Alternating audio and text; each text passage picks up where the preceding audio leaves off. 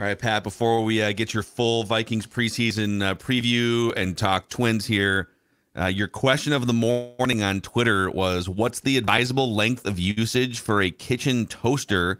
Is 20 years too many? 20 years? I'm thinking we got to have had this one for 20 years.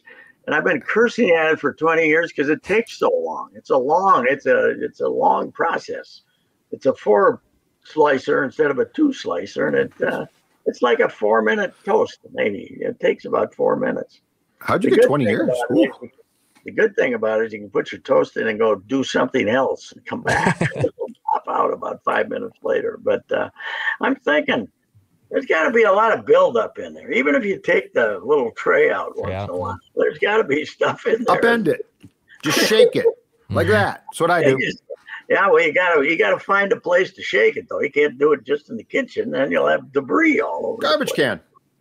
Yeah, I guess so. I don't know. I've got down. That was just my thought. Does it come up? Yeah, I know when you grew up as a kid, Mom used her toaster for like 50 years. They never changed it. But I've been just wondering if is it time? Is it time to get a new toaster? What do you think? Are you Pat? Are you an air fryer guy at all? Do you like the air fryer? I don't even know what it is. It's like a new state of the art type of like oven toaster hybrid that you can kind of heat up pretty quickly, and it gets most. You can cook almost anything in it. It's pretty damn good. It doesn't do toast right though. Pat wouldn't like it. Toast. You're right. Toast, is it crispy toast or? Yeah, no. Pat wants toast. No, it's got to be real toast. It's got to be real toast. It's got to be that toast you said, oh damn it, did I keep it in there too long? Is it the dark? Do you like that almost black toast, or do you like just a little bit of golden brown? Black, I like it nice and brown. I like it nice and crispy. Yes, I like it very crispy. You know what's really hard to get correct in any restaurant and any of the good breakfast places? When you say crispy hash browns, they don't give them to you crispy. I want them. When I say crispy, I want crunchy, not like not just kind of brown. I think you got to say crunchy though, Pat. Yeah, maybe. Don't say crispy. Say crunchy. Maybe we got to switch to crispy, crunchy. Okay. Even Fat Nat's down the street, which is great. Sometimes I order takeout crispy hash browns. I get home, they're not that crispy. Yeah, you got to say I want those suckers to crunch. I'm a crispy guy. So the Twins weren't too crispy last night. Huh? I didn't watch them. I've been working on something of a project, so it's I didn't have much last night. By the time I turned it on, they were behind. The night before I turned it on, they were ahead. This time I turned it on, and they were comfortably behind. I was listening to Atterbury and Provis in the car, and they were not. They were not trying to sugarcoat it. They didn't think the boys were. They didn't think much of the pitching performance. So, I don't know what's wrong with us against Detroit. We don't play too good. The Twins. I think it's against. Yeah, we only. I think when things go well, I think it's success that they can't handle every time. Mm-hmm.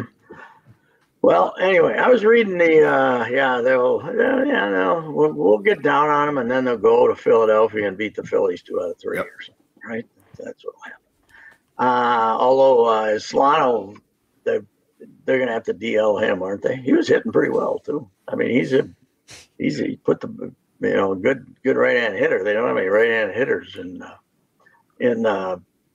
St. Paul. But I was reading Chip's thing on Brooks Lee today, and they're going to let Polanco go. He's not going to be back here next year. I don't think they're going to pick up his option. This is kind of a shock, but they're more likely to pick up Kepler's option than Polanco's option. We never would have guessed that a month ago, 6 weeks ago, but they got a lot of infielders, they got they got Brooks Lee, they got their I hate to use the term stuck with, but they're stuck with Grea. So, and then they got this kid coming up, and then they got Reusse Lewis. So I think Jorge's time here is running out. So because he started getting hurt. Yeah, but he had like a vesting option.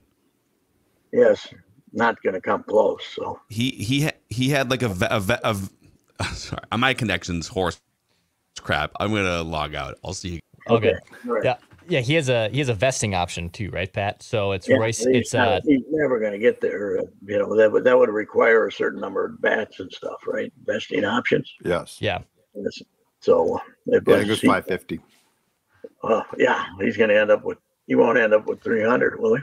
250 maybe. No. So, but that's that's kind of the only solution here, right? If Brooks Lee's as good as they think he is, Dex just saw him. Yeah, I was there too yesterday, Pat. Chip was there as well.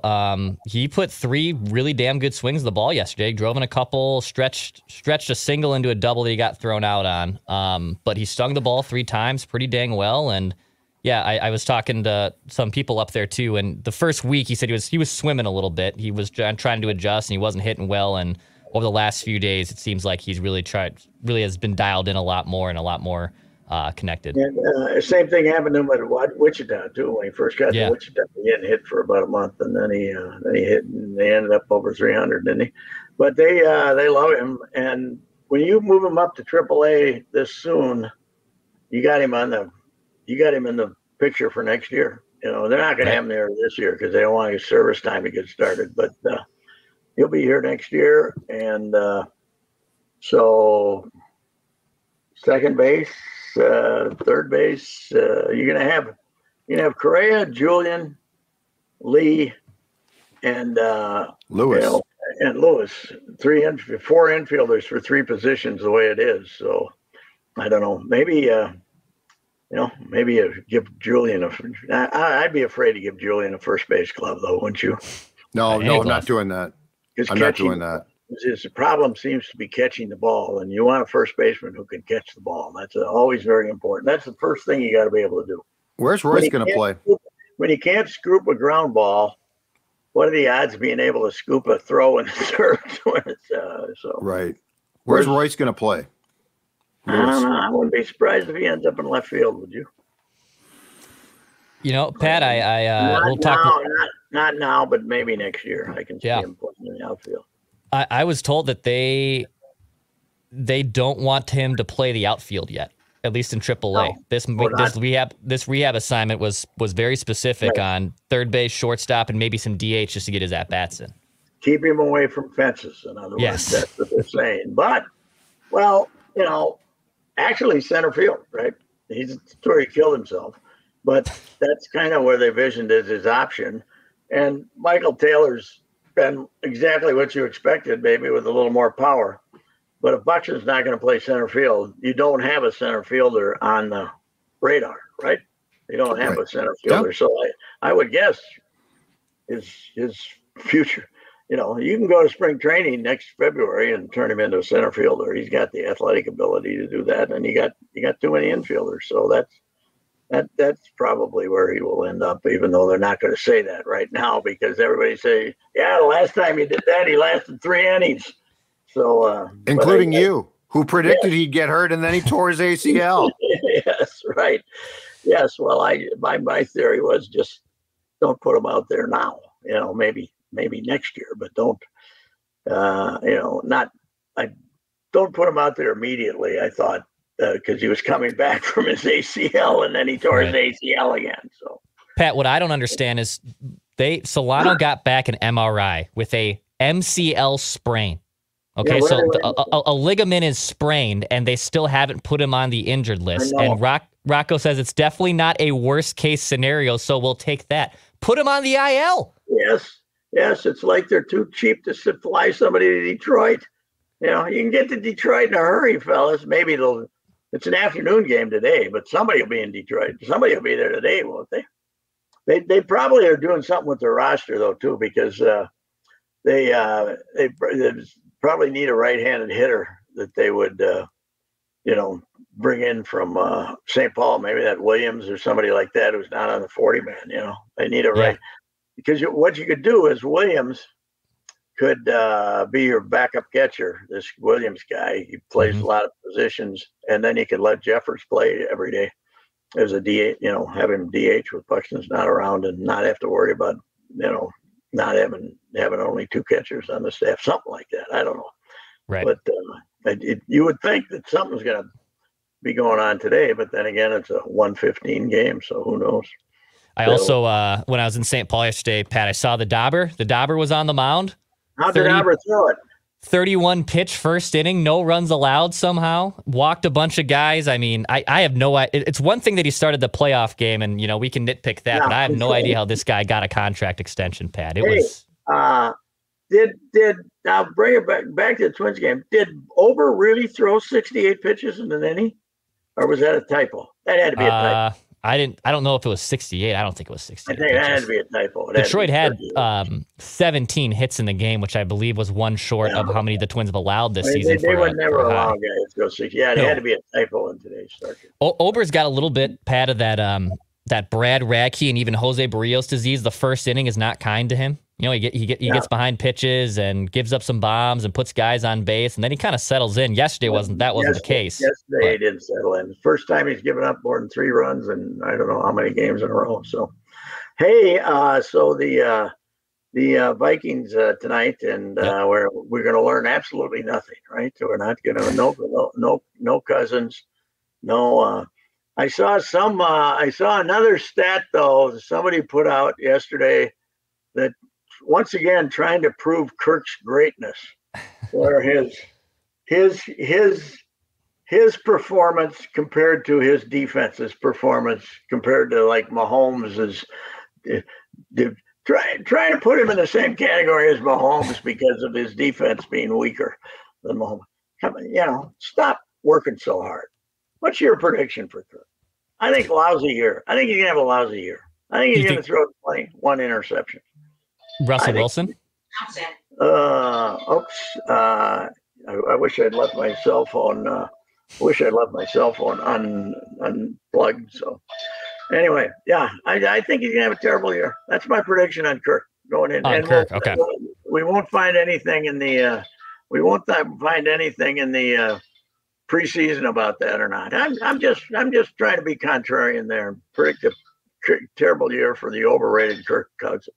Well, what I've told Mackie and Judd, Pat, is, we got spoiled as football fans of these older quarterbacks playing well into their late 30s, Brady and Rodgers and Breeze and, even Roethlisberger to a degree.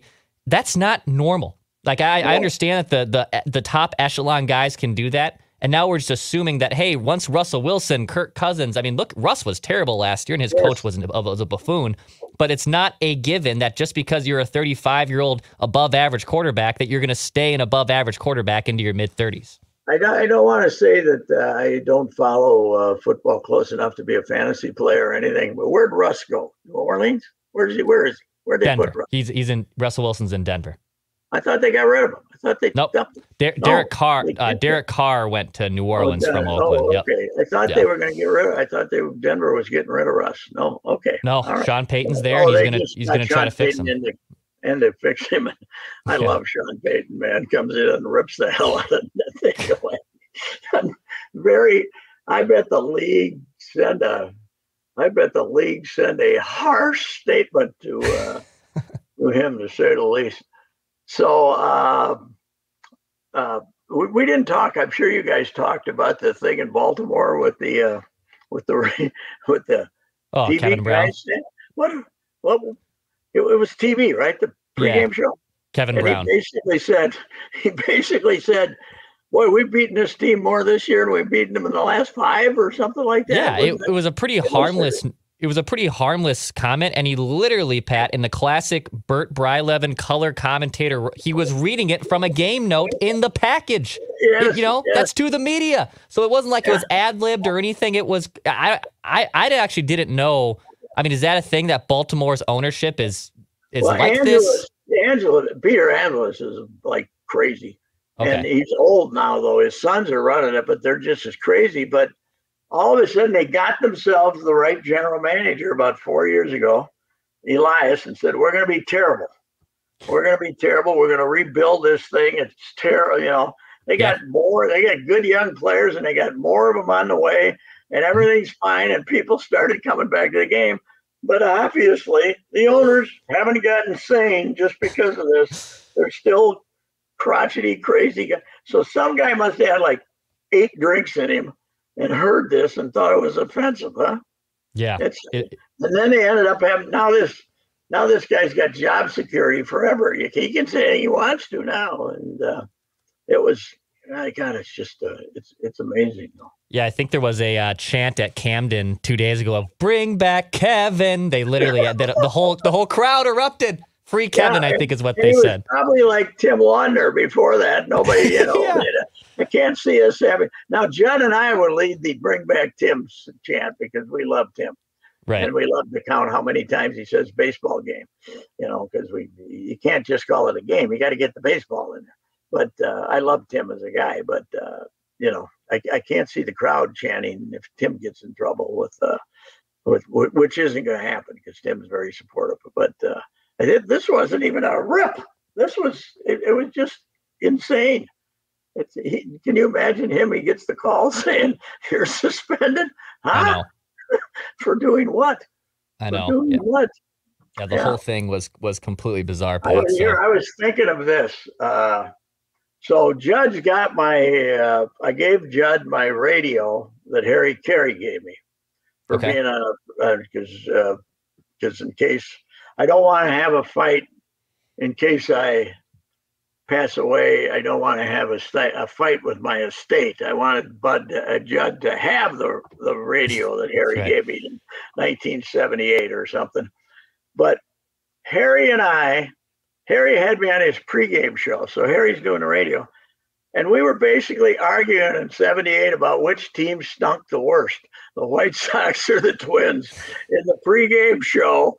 And then I walked into the Twins clubhouse to see kind of like a half hour before the game. You could still do that to get some note I wanted. And all those guys were looking at me with this hateful glance because the White Sox pregame show was on in our clubhouse. But I wonder how long Harry would have lasted with the Orioles here. Oh my gosh! Because he was a very honest guy when things weren't going well, but apparently would not work with the White Sox of today. So, all right, Pat. So I have the best connection we have here this morning. Yes, you and I have the best ones. Mackie and Judd have been fighting it with laptops and microphones, and look, the youngest and the oldest guy on the show are doing just fine with their technology. All righty. All right, sir. Who do we want to see look good tonight? Who are we worried about? Ivan Pace, Jaron Hall. New linebackers, guys like that. And see if Hall can be a solid third-string quarterback in case two guys get hurt. Yeah. Exactly. Okay. All right, sir. We'll talk tomorrow, okay? All right. Reusse Unchained, powered by our friends at Power Lodge. Go to Miller Marine and Power Lodge. All right, we still got some summertime left here on the lake. Got another good month or two left out there. Go to the Miller Marine location up in St. Cloud for my old stomping grounds. And go get yourself a new Bennington. Go to Power Lodge and millermarine.com.